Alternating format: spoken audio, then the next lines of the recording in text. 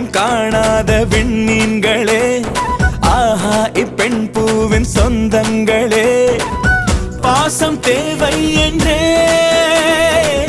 தேடும் பெண் தாமரை, நீரில் நில்லாமலே வார்க்கும் அன்பின் மழை, சாயம் பூசாவளை பருத்தி தாயின் தோற்றத்திலே ஒருத்தி, சாயம் பூசாவளை பருத்தி தாயின் தோற்றத்திலே ஒருத்தி.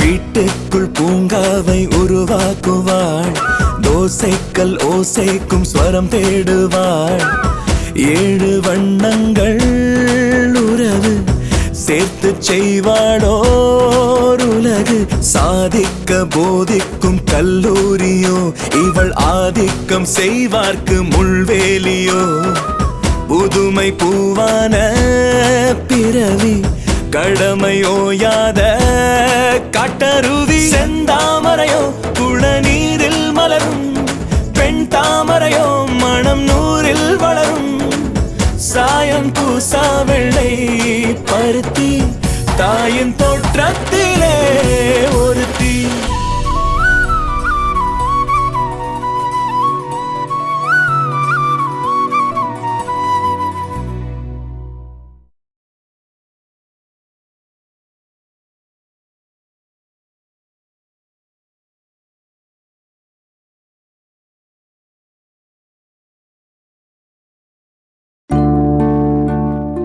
என்னக்கா, அம்மாவும் அண்ணனும் இந்த கல்யாணம் நல்லபடியா முடிஞ்சிரும்னு சொல்லிட்டு போறாங்களா? கல்யாணம் நல்லபடியா முடியணும்னு நமக்கெல்லாம் ஆசைதான். ஆனா எனக்கு உன்கிட்ட கேட்கணும்னு ஒரு கேள்வி இருக்கு. ஏதாவது ஒரு வரன் வந்துட்டா அந்த வரனையே எனக்கு சீக்கிரம் முடிச்சிருங்க அப்படின்னு நீ எதுக்காக சொல்ற? உனக்கு என்னதான் பிரச்சனை இந்த வீட்ல?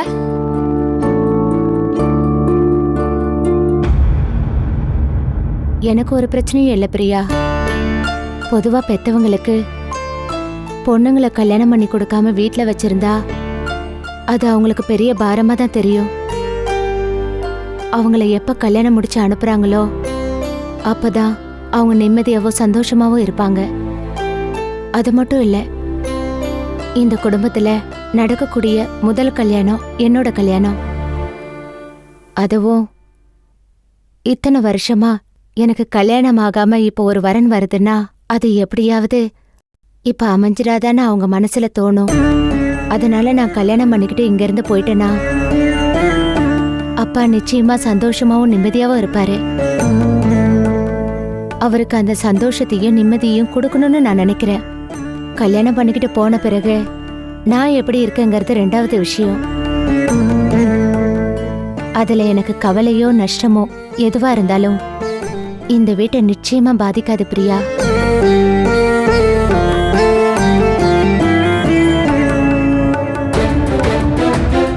அக்கா என்ன சொல்லிட்டு போறா? எனக்கு ஒண்ணுமே புரியலையே. ஆனா எனக்கு ஒரு விஷயம் மட்டும் நல்லா தெளிவா புரியுது. மிஸ்டர் ராகவன் சரியே கிடையாது.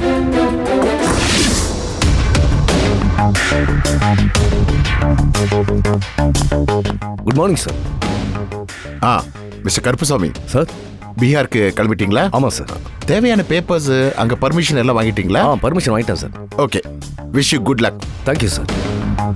சார் கொஞ்சம் அன்அஃபீஷியலாக பேசணும். ஓகே, உட்காருங்க. Thank you sir. சார், உங்கள் சொந்த புள்ள மேலேயே நீங்கள் எவ்வளோ ஸ்ட்ரிக்டாக ஆக்ஷன் எடுத்து டிபார்ட்மெண்ட்டே நீங்கள் ஆச்சரியப்பட வச்சுட்டீங்க சார். இந்த சௌத்ரி பாசத்துக்கு மயங்க மாட்டான்னு பல பேர் அதிர வச்சிருக்குல்ல சார். நிச்சயமா சார், உங்கள் கடமை உணர்ச்சியை பார்த்து நாங்கள்லாம் ரொம்ப பெருமைப்படுறோம் சார். நான் யார்கிட்டையும் நல்ல பேர் வாங்குவோம் பப்ளிசிட்டிக்கோ இது பண்ணல. இது என் கடமை, அதை தான் பண்ணேன். சார் குடும்பம்னு ஒன்று இருக்கே சார். உங்க புள்ளைய நீங்களே பூட்ஸ் காலால மிதிச்சா மற்றவங்க எப்படி சார் மரியாதை கொடுப்பாங்க? கருப்புசாமி, சார் உங்க புள்ள ஜெயிலில் இருக்காரு. உங்க ஒய்ஃபோ கை நரம்பு அறுத்துக்கிட்டு சூசைட் அட்டன் பண்ணி ஹாஸ்பிட்டலில் இருக்காங்க. இதெல்லாம் எனக்கு கேட்கறதுக்கு ரொம்ப கஷ்டமா இருக்கு சார். மிஸ்டர் கருப்புசாமி சார், உங்க ஃப்ளைட்டுக்கு டைம் ஆல? சார் ஆக்சிடென்ட் ஆனவங்க பொழைச்சிக்கிட்டாங்க, வீட்டுக்கும் டிஸ்சார்ஜ் ஆகி போயிட்டாங்க. பேசாம பிரதீப் நீங்க ரிலீஸ் பண்ணிடலாமே சார்? முடியாது சார், ஊருக்கே பாதுகாப்பு கொடுக்குற போலீஸ்காரன் தான் சொந்த குடும்பத்துக்கு பாதுகாப்பு கொடுக்காம போயிடக்கூடாது சார். ஒரு போலீஸ் ஆஃபீஸரா கடமையை செஞ்ச நீங்க ஒரு அப்பாவா என்ன செஞ்சீங்க யோசிச்சு பாருங்க. தயவு செஞ்சு பிரதீப் நீங்க ரிலீஸ் பண்ணுங்க சார். இது என்னோட விருப்பம் மட்டும் இல்லை சார், நம்ம டிபார்ட்மெண்ட்ல உங்களோட வேலை செய்யற அத்தனை பேரோட விருப்பமும் இதுதான் சார்.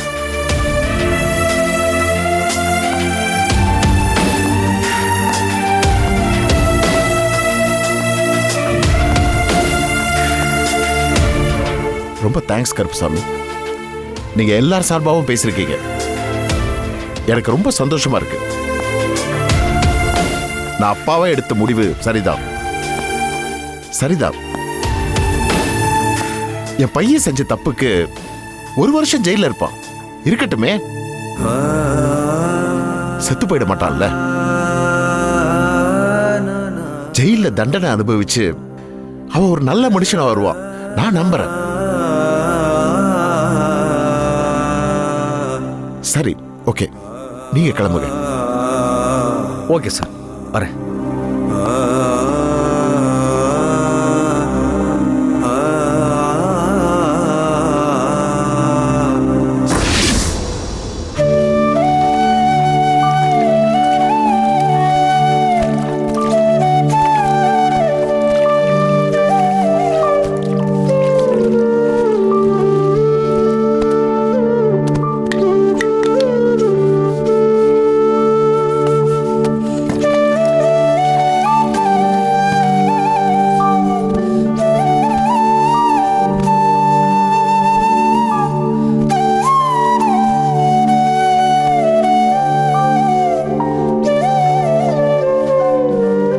ஷாமலா, துவாரகேஷ் வந்துட்டானா? வரல. என்ன ஷிஃப்ட் அவனுக்கு? மார்னிங்கா நைட்டா? டே. மீனா எங்க? மாவரிக்க போயிருக்கா. பிரியா, அதை விடு. இதோ வரேன்ப்பா. இன்னைக்கு வெள்ளிக்கிழமை பூஜை பண்ணணும். கடையில் போய் 2 வெத்தலை, ஒரு சின்ன பாக்கு, 2 பழம் போய் வாங்கிட்டு வா போ.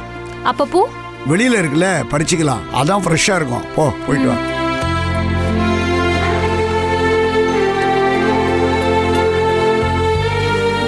இப்போ வீட்டில் யாரும் இல்லைல்ல? யாரும் இல்ல, நீங்களும் நானும் மட்டும்தான் இருக்கோம். அதனால தான் இப்போ பிரியாவை கூட வெளியில் அனுப்பிச்சிட்டேன். உங்ககிட்ட நான் கொஞ்சம் பேசணும் ஷாமலா. எங்கெங்க பேசணுமோ அங்கெல்லாம் பேசாம சைலண்டா உம்முன்னு இருக்கிறது. நான் என்னடி பண்ணேன்? நீங்க ஒண்ணுமே பண்ணலையே, அதைத்தானே சொல்றேன். பெத்த பிள்ளைங்களுக்கு என்ன பண்ணிருக்கீங்க? மீனாவுக்கு வயசாயிட்டே இருக்கு, ஏதோ ஒரு வரன் வந்திருக்கு. அவங்க உங்ககிட்ட எதுவுமே எதிர்பார்க்கல, ஜாதகமும் பொருத்தமா இருக்கு. அப்புறமும் எதுக்கு நீங்க தடுத்துட்டு இருக்கீங்க? நீங்க பண்றது உங்களுக்கே நியாயமா இருக்கா? என்கிட்ட ஒண்ணுமே இல்லடி. அதான் பேங்க்ல இருக்கே. நேத்து ராத்திரி குடும்பமே எப்படி கல்யாணத்தை நடத்துறதுன்னு தெரியாம முழிச்சிட்டு இருந்தோம். என் பிள்ளைங்க தனியா தவிச்சு கதறான். அக்கா கல்யாணத்தை எப்படியாவது முடிக்கணுமேனு துடிக்கிறான். 18 லட்சத்தை பேங்க்ல போட்டு வச்சுக்கிட்டு இப்படி கல்லூரி மங்க மாதிரி வேடிக்கை பார்த்துட்டு உட்கார்ந்துருக்கீங்களே, நீங்களாம் ஒரு நல்ல தகப்பனா? இல்ல, நல்ல தகப்பன் இல்ல, இருக்கவும் விரும்பல, இருந்தும் பிரயோஜனமும் இல்ல. அழுது கிழுது கலாட்டா பண்ணி என் மனசை கரைச்சிடலான்னு நினைக்காத. எங்க உங்களுக்கு எவ்வளவு பிடிவாதம்? அவ நம்ம ரத்தங்க. 10 லட்சத்தை கொடுத்தீங்கன்னா மீனா வாழ்க்கை சுபிக்ஷமா இருக்குங்க. தயவு செஞ்சு பணத்தை கொடுங்க. துவாரகேஷால முடியாதுங்க. வட்டி கட்டியே என் புள்ள செத்துருவாங்க. உலகமே தெரியாத பச்சை குழந்தைங்க அவ. நானும் கடன் உடனே வாங்கி தானே இத்தனை வருஷமா வாழ்க்கையை குடும்பத்தை நடத்தி இருக்கேன். அதையும் உனக்கு பெருசா படல. எங்க செத்து போயிட்டா நம்ம பணத்தை கொண்டா போறோம்? நான் உயிரோடு இருக்கிற வரைக்கும் பணத்தை வச்சு தாண்டி இருப்பேன். யார் எப்படி போனாலும் சரி, இந்த உலகமே அழிஞ்சாலும் சரி, நாசமா போனாலும் சரி,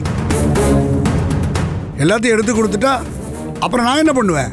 நாளைக்கு இந்த துவாரகேஷ் நானும் ஒரு பொண்ணை லவ் பண்றேன்னு சொல்லி இந்த ராஜீவ் மாதிரியே நம்மளை விட்டுட்டு ஓடி போயிட்டான்னா நாம எங்க போவோம்? யார்கிட்ட போய் நிப்போம்? பெருமாள் கோயில் வாசல்ல பிச்சை எடுக்க சொல்றியா? தேவைப்பட்டா பிள்ளைங்களுக்காக அதுவும் செய்யலாங்க. நான் பிச்சை எடுக்கிறேன். பிள்ளைங்களுக்காக பிச்சை எடுக்க நான் தயாரா இருக்கேங்க. நீ பிச்சை எடுப்படி எடு, ஆனா எனக்கு அவசியம் இல்ல. நான் பிள்ளைகளை நம்ப மாட்டேமா. நான் கும்பிடுற ஈசனே கேரண்டி கொடுத்தாலும் நான் பெத்த பசங்களை நம்புறதா இல்ல. அப்போ எப்படிதாங்க மீனாவோட கல்யாணம் நடக்கும்? அது விதிப்படி நடக்கும். நான் தான் 1.5 லட்சம் ரூபாய் கொடுத்துட்டேனே, என்கிட்ட வேற ஒண்ணும் கிடையாதுமா. இத பாருங்க, இப்படி பேசுனீங்கன்னா சரிப்பட்டு வராதுங்க. நான் பிள்ளைங்க கிட்ட நீங்க பேங்க்ல உங்க பேர்ல டெபாசிட் பண்ணிருக்கீங்களே, அதை பத்தி சொல்லதாங்க போறேன். ஷாமளா, என்ன மன்னிச்சிடுங்க, எனக்கு வேற வழி தெரியல. என்ன பயமுறுத்துறியா? பிளாக்மெயில் பண்றியா? சொல்லுடி, தாராளமா சொல்ல. ஐ டோன்ட் கேர். ஆனா ஒண்ணு, மறுநாள் காலையில என் உடம்புல உயிர் இருக்காது, அதை ஞாபகம் வச்சுக்க. உன் தாலியை நீ இழந்துருவ. உன் பொண்ணை சுமங்கலி ஆக்கிறதுக்காக நீ விதவையாகிறதுக்கு தயார்னா, அவ கூறப்படவை கட்டோங்கிறதுக்காக நீ வெள்ளப்படவை கட்டுறதுக்கு தயார்னா, உன் நெத்தியில இருக்கிற பொட்டு அழிச்சிட்டு அவன் நெத்தியில பொட்டு வைக்கிறதுக்கு நீ தயார்னா, தாராளமா சொல்லிக்கடி. I don't care. But one thing, this is my money and I will not give even a single paisa. Remember it.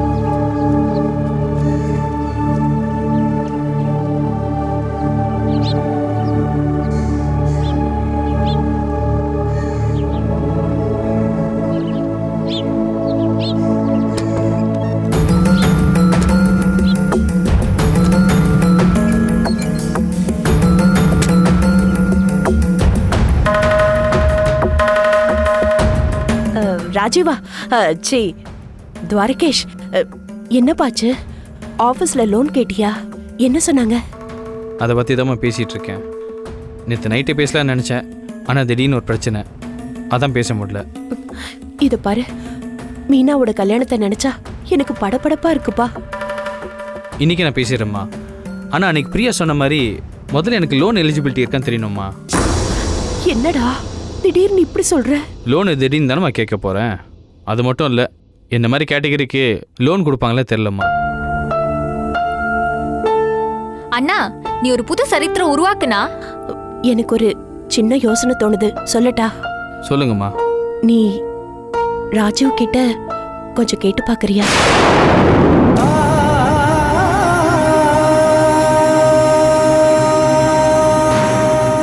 என்னம்மா பேசுற? அண்ணங்கிட்டயா? மா, தேவையில்லாத ரிஸ்க்குமா. எதுக்கடி சிரிக்கிற? உனக்கு மூளை சில சமயம் வைரஸ் ஆயிடுதுமா. துவாரகேஷ், எனக்கு என்னமோ கேட்டா அவன் நிச்சயமா செய்வான்னு தோணுதுடா. டே, நம்ம கேட்காமலே 5 லட்சம் கொண்டு வந்து கொடுத்தவங்க இப்ப கேட்டா கொடுக்க மாட்டாங்களா? கொஞ்சம் கேட்டு பாரு துவாரகேஷ். அவனும் அண்ணன் தானே. நம்ம தங்கச்சியோட வாழ்க்கை நம்மளாலதான் நாசமா போச்சு. அதுக்கு ஏதாவது ஒரு பிராய்ச்சித்தை பண்ணணும்னு அவன் மனசுக்குள்ளேயே ஈரம் இருக்கும்ல. என்னால கேட்க முடியாதுமா. அப்பாவுக்கு பிடிக்காத எந்த காரியத்தையும் நான் செய்யற மாதிரி இல்லம்மா. நான் கேக்குறேன். கேட்கணும்னு இந்த சபை தீர்மானிச்சா நல்லாவே கேட்பேன், தில்லாவும் கேட்பேன். எத்தனை லட்சம் வேணும்? 10 லட்சம் கேட்கலாமா?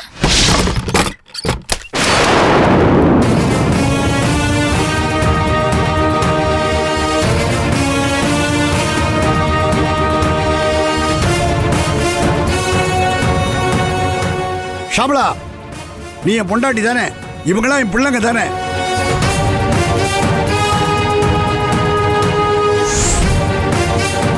எங்க இப்படி எல்லாம் பேசி வாய மூடி. நீங்க பேசுறதெல்லாம் கதவுக்கு வெளியில இருந்துகிட்டு கேட்டுக்கிட்டு தான் இருந்தேன். வெக்கம், மானம், சூடு, சொரணை எதுவும் உங்களுக்குலாம் கிடையாதா? உன் பிள்ளைகள் எல்லாம் தூண்டி வர்ற, அந்த துரோகிகிட்ட பணம் வாங்கிட்டு வரதுக்கு தூது அனுப்புற. நீ எல்லாம் ஒரு நல்ல தாயா? நீங்க ஒரு நல்ல அப்பானா அவங்களும் ஒரு நல்ல அம்மா தான். வாயை மூடி, அரைஞ்சு. என்ன பண்ணீங்க? குழந்தைங்க அவ. தொலைச்சிருவான் உன்னை. நரம்பி மாதிரியா இருந்துகிட்டு நட்டுவாக்களி மாதிரியா கொட்டிக்கிட்டே இருக்க. கொடுக்கலாம் பிச்சு எறிஞ்சிருவேன். என்னாச்சுங்க உங்களுக்கு? ஏண்டி இப்படி இது என்ன புள்ளைங்களை அடிக்கிறது புது பழக்கமா இருக்கு? இத்தனால இவங்களெல்லாம் அடிச்சு வளர்க்காம இருந்து என்னுடைய தப்பு தாண்டி. இப்ப அதை சரி பண்ணிக்க போறேன். ஏங்க இப்படி எல்லாம் பேசுறீங்க? தயவு விடு. செஞ்சு- என்ன தைரியம் இருந்தா அந்த துரோகி கிட்ட என் பிள்ளைங்களை அமிச்சு பணம் வாங்கிட்டு வர சொல்லுவேன். என்னங்க தப்பு? நீங்களும் செய்ய மாட்டீங்க, செய்யறவங்களையும் விட மாட்டீங்கன்னா என்னங்க அர்த்தம்? அப்புறம் எப்படி மீனா கல்யாணம் நடக்கும்? அந்த ராஸ்கல் கிட்ட போய் பணம் வாங்கிட்ட அளவுக்கு உங்களெல்லாம் நான் விட்டுருவேனா? இத பாருங்க, என் புள்ளைய ராஸ்கல் கிஸ்கல்லாம் சொல்லாதீங்க. அவன் எங்க இருந்தாலும் ராஜாதான். அப்படிதான் நீ சொல்லுவேன். போங்க போய் செருப்படி வாங்கிட்டு வாங்க. அவ வீடேறி வந்து உங்களெல்லாம் செருப்பால் அடிச்சிட்டு போனா பத்தல இல்ல, அவங்க வீட்டுல போய் செருப்படி வாங்கிட்டு வாங்க எல்லாரும். அப்பா தயவு செஞ்சு அப்படிலாம் பேசாதீங்கப்பா. அவன் ஒரு சுயநலக்காரன் மீனா, அவனை நம்பாத. அவன் ஏற்கனவே என் கழுத்து அறுத்துட்டான். உனக்கு அதே நிலைமை தான் ஏற்படும். யார் தான் இந்த வீட்ல சுயநலமா இல்ல? யார் தான் இங்க அடுத்தவங்க கழுத்தை அறுக்கல? நீங்க சுயநலமா இல்லையா? நீங்க எங்க கழுத்தை அறுக்கலையா? எங்களுக்கு தெரியாதுன்னு நினைச்சிட்டு இருக்கீங்களா? ஐயோ பிரியா, எதிர்த்து பேசாத. வாழ மூடு. யாரடி அவன் சுயநலங்கிறா? யார கழுத்து இறக்குறாங்கிறா? சின்ன பொண்ணுன்னு பார்த்தா எகிரி எகிரி பேசுறான். உன்னை விட்டா நான் ஒரே ஆளா? என்ன நீ? ஒரே ஆளா இருக்க? என்ன விடு பண்ணுவ? சொல்றேன்ல. எல்லாரும் கொஞ்சம் நிறுத்துறீங்களா? நிறுத்துங்க. என்ன இப்ப என்ன? என்ன அப்பா என்ன அடிக்க வராரா? அடிக்கட்டும், அடிக்க. ஏ பிரியா, வாய் மூடு. நீ சும்மா இருண்ணா. நீ எத்தனை தடவை ஏன் வாயை மூடுவ? நானும் பல தடவை சொல்லலான்னு பாக்குறேன். இந்த வீட்ல யார் உண்மையான துரோகின்னு எனக்கு தெரியும். யார் நம்பிக்கை துரோகம் பண்ணா எல்லாமே இன்னைக்கு நான் சொல்லதான் போறேன். நான் இன்னைக்கு எல்லா உண்மையும் சொல்லதான் போறேனா? பிரியா,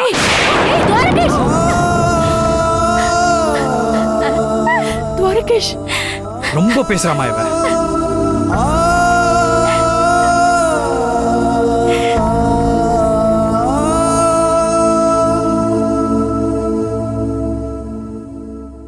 யாரும் எதுக்காகவும் அந்த துரோகியை தேடி போகக்கூடாது.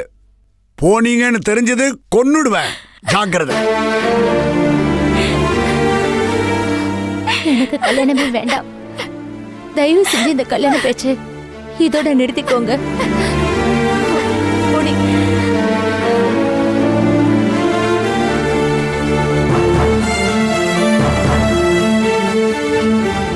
ஏன்பா நீ ஏன்பா அவளை அடிச்ச? எனக்கு வேற வழி தெரியலம்மா. நான் அடிக்கலைன்னா அப்பா அடிச்சிருப்பாருமா. அது இன்னும் மோசமாயிருக்கும். விடுமா, அவ ஏன் தங்கச்சி தானே. அவளை எப்படி சமாதானப்படுத்தணும்னு எனக்கு தெரியுமா. சரிப்பா, இந்த கல்யாணம் எப்படி நடக்க போகுது? ஒண்ணுமே புரியலையே. எதையும் ஆரம்பிக்காமலேயே இப்படி தலை சுத்துதே. உங்க அப்பாவே இதுக்கு ஒரு பெரிய தடங்கலா இருக்காரே. அவரை எப்படி சமாளிக்கிறது? எப்படி சமாதானப்படுத்துறது? இருங்கம்மா, அவசரப்படாதீங்கம்மா. இல்லடா, அவரு விட மாட்டாரு. ராஜீவ பழி வாங்க நம்மள எல்லாம் நாசம் பண்ணணும்னு அவர் முடிவு பண்ணிட்டாரு. ஏம்மா இப்படி பேசுறீங்க? அவர் எங்க அப்பா அம்மா. அவர் ஒன்றும் இறக்கம் இல்லாதவர் இல்லைம்மா. 3 கல்யாணம் பண்ணி வச்சவர். யாரும் தயவு பண்ணி அவரை தப்பா பேசாதீங்க. அவரோட காயங்கள்லாம் ஆறணும். அது வரைக்கும் நம்ம பொறுமையை தான் காத்திருக்கோம். என்னவோப்பா, நான் உன்னதான் நம்பி இருக்கேன். நான் இருக்கேம்மா.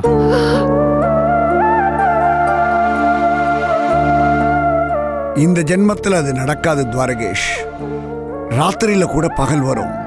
ஆனா இந்த ராகவன் மனசுல இனிமே வெளிச்சமே வராது. சார், நான் கடைசியா மேனேஜ்மெண்ட்டுக்கு எச்சரிக்கிறேன். தண்டபாணியை திரும்பவும் நீங்க வேலைக்கு சேர்த்துக்கல, அடுத்த வாரத்திலிருந்து நிச்சயமா ஸ்ட்ரைக்.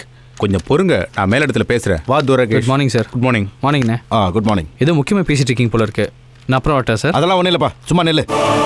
இதை பாருங்க சார், நீங்க என்ன பண்ணுவீங்களோ ஏது பண்ணுவீங்களோ எனக்கு தெரியாது.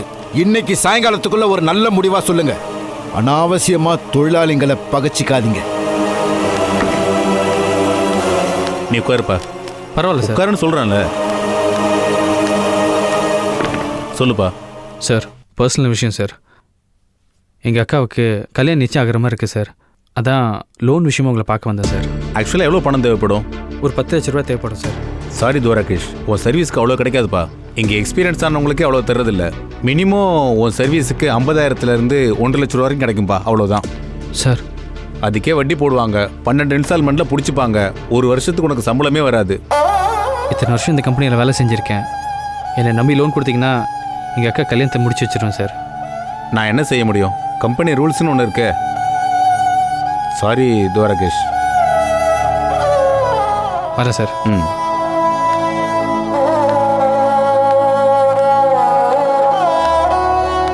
என்னப்பா துவாரகேஷ், அண்ணே, என்ன சொல்றாங்க மேனேஜ்மெண்ட்ல? துண்டு உதறி காமிச்சிருப்பாங்களே. அண்ணே, தெரியும்பா, உங்க அக்கா கல்யாணத்துக்கு கடன் வேணும், அவ்வளவுதானே? ஆமாண்ணே. நான் கேட்டதுக்கும் அவங்க கொடுக்குறேன்னு சொன்னதுக்கும் சம்மந்தமே இல்லை என்ன. அதான் என்ன பண்ணுறதுன்னு தெரியலண்ணே. நீ ஒன்று பண்ணு, என்னை அப்புறமா வீட்டில் வந்து பாரு. எனக்கு தெரிஞ்ச ஃபினான்ஷியர் ஒருத்தர் இருக்காரு, அவர்கிட்ட பணத்துக்கு ஏதாவது ஏற்பாடு பண்ணலாம். ரொம்ப தேங்க்ஸ்ண்ணே. இதை நான் எதிர்பார்க்கவே இல்லைண்ணே. நான் நாளைக்கு உங்களை வந்து வீட்டில் பார்க்குறேண்ணே. தம்பி, நீ ரொம்ப நல்ல பையன். உன்னால மற்றவங்களுக்கு எந்த தொந்தரவும் இல்லை. நான் உன்னை தொழிலாளியாக பார்க்கல, என் தம்பியாக தான் பார்க்குறேன். உனக்கு உதவுறதுல எனக்கு ரொம்ப சந்தோஷம். நம்பிக்கையோட போயிட்டு வா. தேங்க்ஸ்ண்ணே. போயிட்டு வா.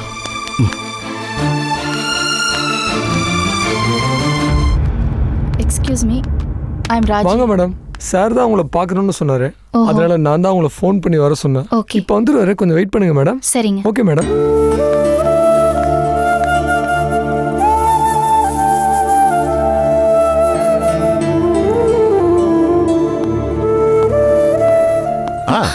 Sit down. Please sit down.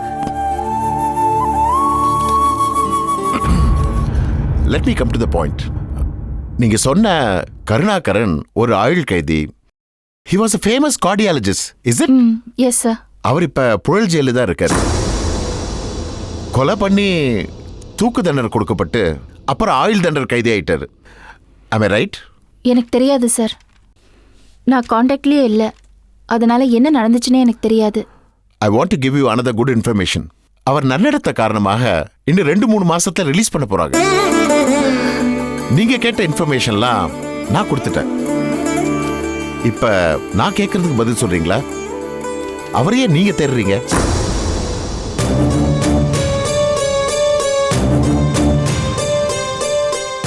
இங்க என்ன தவிர யாருமே இல்ல. நீங்க தைரியமா பேசலாம். அவரு என்னோட அண்ணன் ஸ்னேகாவோட அப்பா sir. I didn't expect it. ஸ்னேகாவுக்கே அவங்க அம்மா யாரு, அப்பா யாரு, அவங்க உயிரோட இருக்காங்களா இல்லையான்னு எதுவுமே தெரியாது சார். I see. அது மட்டும் இல்லை சார், அவ சின்ன குழந்தையா இருக்கும்போதே அவங்க அப்பா அவளை என்கிட்ட ஒப்படைச்சிட்டு அவர் ஜெயிலுக்கு போயிட்டார் சார்.